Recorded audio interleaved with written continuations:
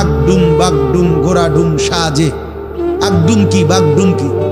তার বাপের 14 গোষ্ঠী কইতে পারবো নি আগডুম কি। যে লিখছে এটা অনর্থক কথা।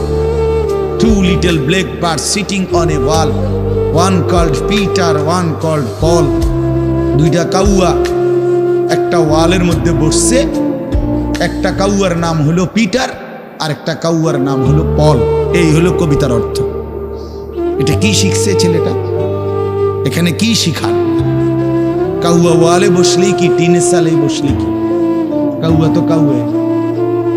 কাউয়া লইয়া আমার দরকার কি? কাউয়া কই বইছি, এটা আমার বাচ্চা শিখতে হইব। আমি কি কাউয়ার বাচ্চা?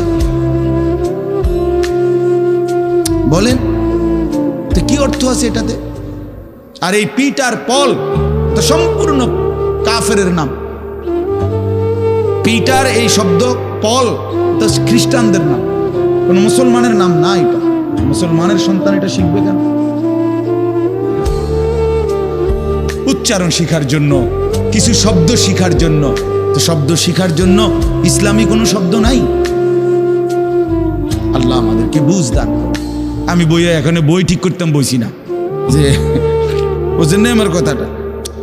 অর্থ এই উদ্দেশ্যটা, তাহলে আমি বই ঠিক করতে বসিনি। অর্থ একটা উদাহরণস্বরূপ বললাম আর কি। আবার দরকারি কথাও আছে।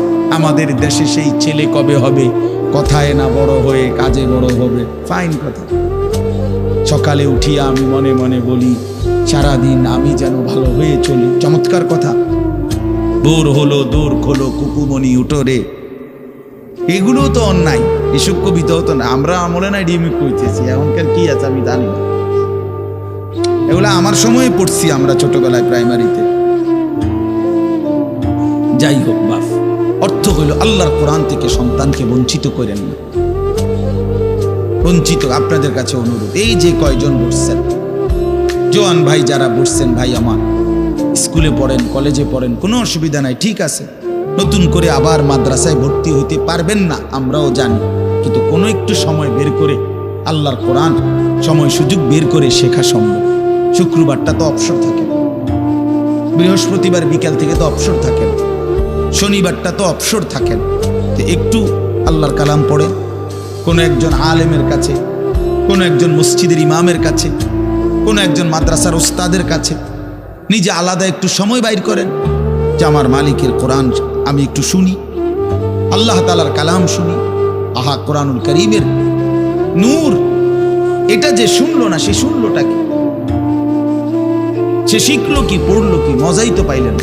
কথা বলার মজাই তো হয় নাই। আমি তো অনেক সময় বলি, আল্লাহর ঘরের কালো গিলাফ আর মদিনার সবুজ গম্বুজ যে দেখে নাই, যেই চোখ, হে দেখলো কি? কালো গিলাফ যে দেখে নাই কাবার, রাসূলুল্লাহর রওজায়ে আতহারের সবুজ গম্বুজের ওই সৌন্দর্য যে দেখে নাই, যে চোখ, সে জীবনে কি দেখলো? আমার একবার মক্কা শরীফ এক লোক উমরার সময়, বাংলাদেশি এক লোক দৌড়াইয়া আমার আয়সা জড়াইয়া ধরছে, ধরাইয়া কাঁদা দিছে, বলছে হুজুর আমি আপনার এক কথার কারণে হজে আসছি, উমরায় আসছি। আমি বললাম মানে? এই কথাইটা আমি এটা শুনছি আজ আপনি বলছেন যে এই চোখ কাবার কালো গিলাফ দেখে নাই, রাসূলুল্লাহ সাল্লাল্লাহু আলাইহি সাল্লামের রওজায়ে আতহারের সবুজ গম্বুজ দেখে নাই, সে দেখলো কি? আর এটা আমার দিলে লাগছে যে হ্যাঁ ঠিকই তো, আমি আর কি দেখলাম? তাই তো যেই জবান আল্লাহর নামে নিতে জানে না, মালিকের কোরআনই পড়তে জানে না, তুমি পড়লা কি মিয়া? তুমি কি গোড়ার ঘাস কাটলা মিয়া?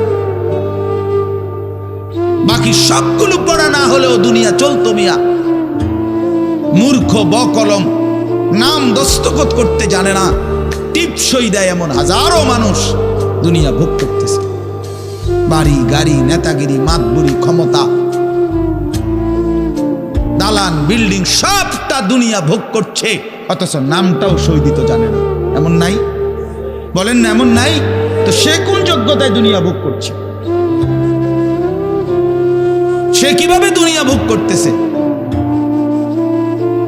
যদি বলেন সে সমাজে তার কোনো মান সম্মান, আরে না মিয়া, বহুত নেতাদের মাতবর সমাজের, সে তো মূর্খ, টাকার জোরে ক্ষমতা দেখাচ্ছে, এমন মানুষ নাই?